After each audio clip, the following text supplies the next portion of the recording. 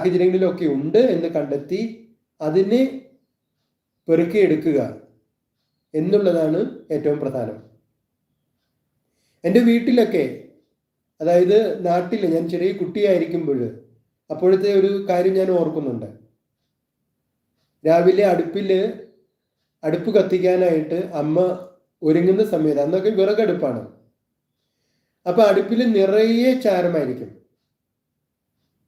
അപ്പൊ നിറയെ ചാരമെന്ന് പറഞ്ഞാൽ ഒരു വലിയ നോയല്ലേ അവിടെ. അന്നൊന്നും ഇന്നത്തെ പോലെ തീപ്പെട്ടി ഉപയോഗിക്കുക അങ്ങനത്തെ പരിപാടികളൊന്നും ഇല്ല. അപ്പോൾ എന്താണ് അമ്മ ചെയ്യുന്നത്? അമ്മ ചെയ്യുന്നത് ഈ ചാരത്തെ വകഞ്ഞു മാറ്റി അതിൻ്റെ ഉള്ളിൽ എവിടെയെങ്കിലും കിടക്കുന്ന ഒരു ചെറിയ, ഒരുപക്ഷെ വളരെ നിസ്സാരമായ ഒരു കനലായിരിക്കും, ഒരു തീക്കനൽ, വളരെ നിസ്സാരമായിരിക്കും, അതിനെ കണ്ടെത്തും.